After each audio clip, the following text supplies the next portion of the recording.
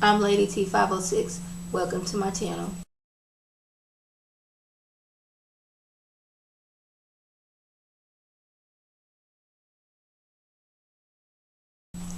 Hi everyone, today I'm going to be reviewing American Horror Story Season 5 Hotel Episode 4. We starting off with this dude Rich. He comes to the hotel and my first thought was this poor man just don't know he is going to die. But oh, I was wrong. And he gets to the counter, receptionist is like, oh hey Rich, how you doing? We got your room ready for you, and there's a little surprise there. And I'm like, what kind of surprise they got for this man? But okay, he gets there and he proceeds to kill the husband while the wife is sitting there, and rightfully so. She gets to screaming. He's like, shut up or I'm gonna kill you. I'm like, how am I supposed to keep calm when right here to the left of me my husband's face is like all the way back skin, and you want me to keep calm?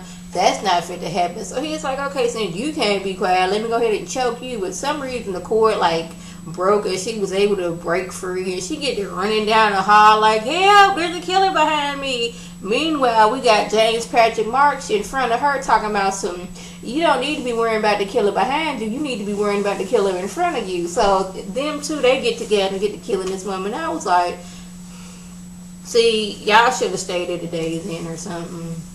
Hotel Cortez is just not for y'all, and you can see why. So we got Detective John. He's sitting in his room, and it looked like blood is coming from the walls. And he's like, hold up, what's going on?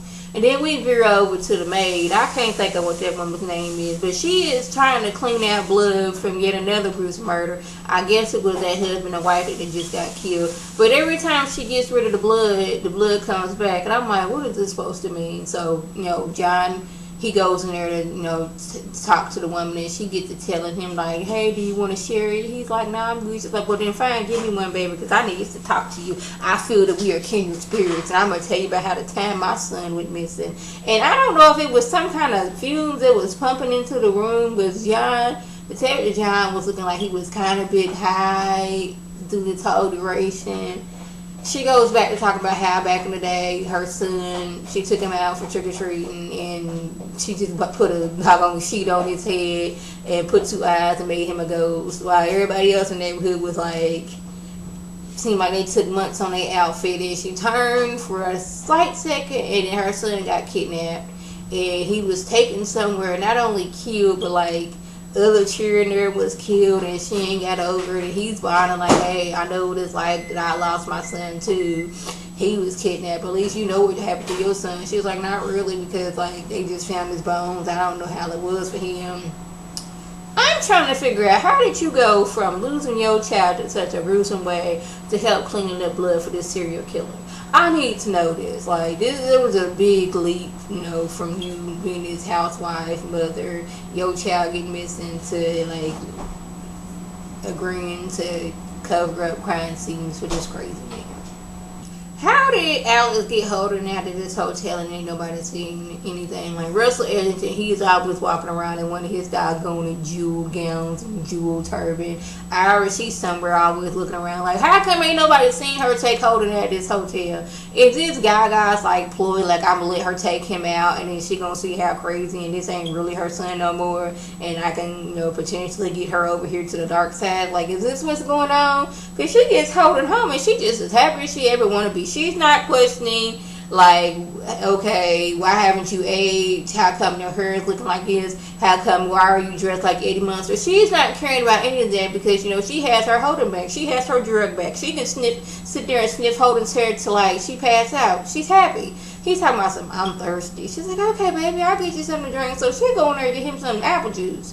Now, y'all know Holden ain't going to drink that apple juice. What he want is that dog over there. Because when she gets back, he's sitting there eating/drinking the dog's blood. She sees this, and I guess she doggone snapped out of that craziness. She was going to say, you know what?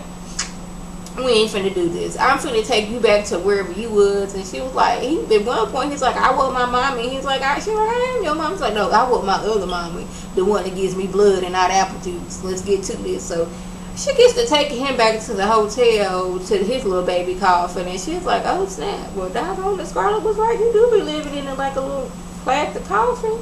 And then we got Gaga over here just being creepy, just as she ever want to be talking about some I know you have questions. I have answers. I was like, "Why? Where did you come from, first of all? And why are you standing there looking all creepy?" Then they gets to talking, and she talking about some. Who were you? You stole my son. She's like, "I didn't steal your son. I took him because he was being neglected. I was standing there being creepy in my all black with my black umbrella, and I noticed that your husband was on the phone while Holden went around on that merry-go-round." That's what's called a merry-go-round. You know, go around, got horses, got chairs. He wasn't looking at Holden as he went around that one time, and I took it upon myself to lure Holden away. And I thought you should know that Holden has this infection that he would have life everlasting. But if you won't, I can give you life everlasting too, and I can infect you so you can continuously have your highs snip on Holden's hair, and you could do that forever. So if you want to come over to the dark side, I'm gonna welcome you in, boo. You know, just say the word, and I can make you infected too, and you and Holden can be together forever, your one true love, and you can sit there and sniff his hair for all eternity.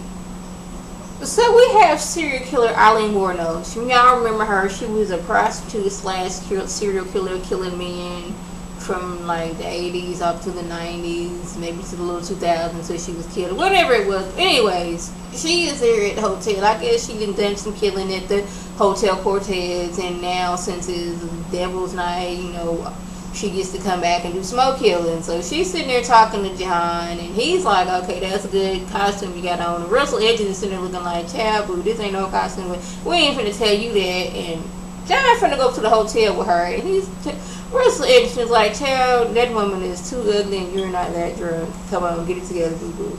So she didn't got like convinced a drunken John to go upstairs with her, and she like knocks him over the head and ties him up. At one point, he headbutts her and gets free and run downstairs to the phone. And Russell Edges was like, "I told you not to go down and go to that room with that girl, but you don't want to listen to nobody. But okay." He's like, "I need to call 911. And he's like, "Look here, babe. Look here, boo boo. Ain't nobody gonna be in that room when you get done, because you see, the hotel owner, James Patrick Marks, he takes care of his people up in this hotel, so ain't gonna be nobody in that room." He's like, "That dude's dead. What you talking about, Russell Edgerton?" That's like the way he's giving him like, "That dude who built this hotel is dead, so what are you talking about?" So John is invited to the famous serial killers party / club. We have famous serial killer Eileen Wuornos. We have, of course, Mr. James Patrick March. We have the Zodiac Killer. We have, who else? We had some dude that was dressed up as a clown. I forgot what he did.